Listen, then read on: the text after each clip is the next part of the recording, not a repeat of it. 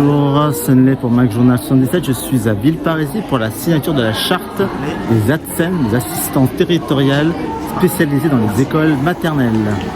C'est un choix de notre collectivité d'avoir une référente ATSEM. Elle est liée aussi à quelques réussites de carrière, et tant mieux. De nouvelles félicitations. Mais c'est aussi plaisant pour les élus que nous sommes lorsque nous faisons des paris communs et que ces paris se voient conclus d'un tel succès. La notion de la charte est une obligation. Elle n'est pas qu'un besoin, elle est une obligation.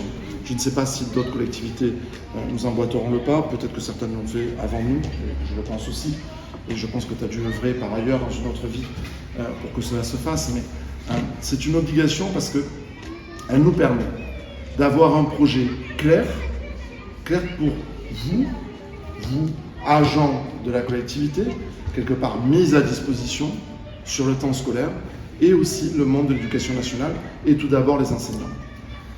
À titre personnel, ça me rappelle mon enfance.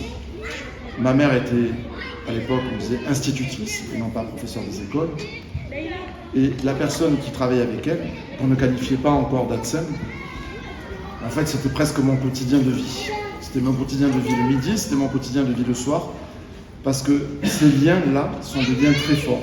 Ce sont des liens éducatifs, mais ce sont aussi des liens bien souvent d'amitié qui traversent le temps. Moi, ça m'a marqué. Les liens-là sont des liens à valoriser. Et la charte, au-delà du cadrage nécessaire, cette charte aussi, elle rappelle la valeur de ce lien. Tout ça pour l'intérêt des enfants, de nos enfants. Donc simplement, avant de signer ce document, je voulais remercier aussi Madame Briard pour l'éducation nationale, et aussi Alain, toi pour cette volonté, cette envie. Puis enfin, on y est arrivé. Voilà, on y est arrivé grâce à vous. Donc, encore une fois, merci à vous. De la part de Monsieur le maire, et puis, je dirais, un besoin effectivement de complémentarité auprès des enfants. S'il y a des pleurs, c'est qu'il y a des angoisses de séparation. Et c'est bien les ATSEM avec les enseignants qui contribuent à rassurer par leur posture bienveillante et d'accompagnement pour que ces jeunes enfants entrent dans l'école et sur un parcours qui va être très long, de façon sécurisante. Voilà, et c'est des premiers liens de confiance. Alors on a beaucoup parlé des enfants, mais également avec les parents aussi, puisque les ATSEM font partie intégrante de la communauté éducative. Et on voit l'évolution depuis plusieurs années, d'où aussi la rédaction de cette charte qui a été faite avec plusieurs personnes de façon intercatégorielle pour trouver un consensus qui puisse vous permettre aussi à vous, chaque adulte, de passer du bon temps le mieux possible sur votre lieu de travail, puisque on est souvent et longtemps aussi à l'école. La charte des ATSEM, c'est déjà quelque chose qui est un peu une obligation, même si toutes les communes ne l'ont pas faite. L'idée de cette charte, c'est de mettre sur le papier le rôle de chacun pendant le temps scolaire. Les ATSEM sont placés sous l'autorité des directeurs et directrices d'école pendant l'école. Et bien sûr, ce sont des agents communaux. Et l'idée étant de faire en sorte que enseignants et ATSEM puissent rédiger un texte qui fixe les grands axes de travail qu'il peut y avoir et de relations entre les ATSEM et les enseignants.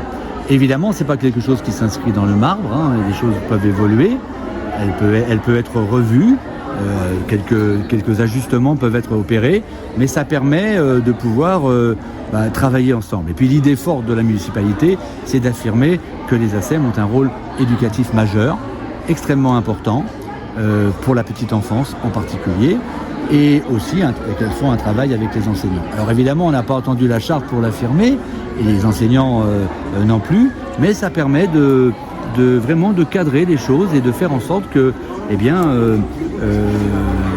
choses se font dans toutes les écoles un peu de la même manière, et que ça soit surtout quelque chose qui a été vu. Il y a eu un travail de aller-retour entre les écoles, entre la municipalité, l'éducation nationale, et au fur et à mesure que ça s'est rédigé, et à la fin la rédaction s'est faite avec des représentants d'ASEM, des représentants d'enseignants, l'inspectrice de l'éducation nationale et moi-même, pour pouvoir rédiger cette charte qui a été signée aujourd'hui. Alors pourquoi? C'était le désordre avant? C'était pas bien organisé? Comment Non, parce que d'abord la charte, c'est pas une question d'organisation. L'organisation, elle existe, mais il peut y avoir, par exemple, avec des changements de direction ou des changements d'ASEM, des choses où il faut rétablir un peu une structure qui n'existait pas ou qui existait et qui doit être refaite.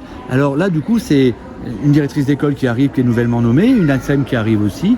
Elle a ce texte de référence, mais qui a repris quasiment plus de 90% de ce qui existait déjà, mais qui n'était pas inscrit. Est-ce que vous avez un exemple de ce qu'il y a dans la charte? Eh bien, par exemple, dans la charte, il y a le rôle que peut avoir, par exemple, une ASEM dans la classe. Elle peut seconder l'enseignante, mais que l'enseignant doit expliquer avant, travailler un peu avant avec l'ASEM, pour dire ce qu'elle attend d'elle. Alors, ça existait aussi, mais pas toujours. Et puis, quelquefois, les enseignants ou même les ASEM sont dans une certaine habitude et ça permet de faire les choses ainsi. Pareil pour la sieste. Au temps de sieste, il est demandé à ce que les enseignants puissent être là au moment du coucher et au moment du lever, de façon à ce que les ASEM puissent surveiller, mais au moment où les enfants dorment. Mais ça existait dans certaines écoles. Mais voilà, c'est tout. Ce n'est pas pour modifier les choses qui existent. Je le répète, c'est fait pour montrer que... Clarifier, on peut dire ça? Clarifier, mais surtout montrer que les ASEM ne sont pas que là pour s'occuper de l'hygiène des enfants. Elles sont là aussi pour apporter. Elles ont d'ailleurs un rôle éducatif. Elles ont un BEP sanitaire et social, de petite enfance. Elles ont vraiment un rôle important. Et pour le montrer, ben c'est cette charte. D'ailleurs, et cette charte, elle valorise cela. Combien d'ATSEM il y a? Alors là, je ne sais plus. Alors, vous avez parlé d'un chiffre d'une ATSEM par classe? On a quasiment une ASEM par classe, moins une. C'est-à-dire, quand il y a 10 classes, il y a 9 ASEM. Quand il y a 8 classes, il y a 7 ASEM.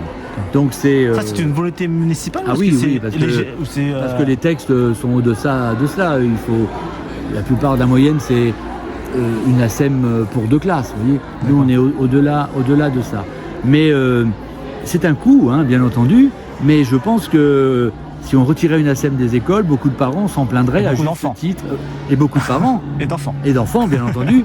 Parce que je pense que c'est des agents, c'est un service public et des agents communaux qui rendent un service considérable.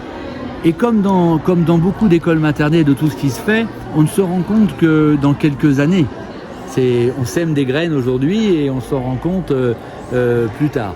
Donc aujourd'hui, nous construisons l'avenir, justement, en mettant des ASEM dans les écoles et en faisant en sorte que cette charte puisse faire en sorte que les enseignants et les ASEM puissent travailler ensemble en bonne intelligence. Merci Monsieur Gorez. Merci. Merci à vous.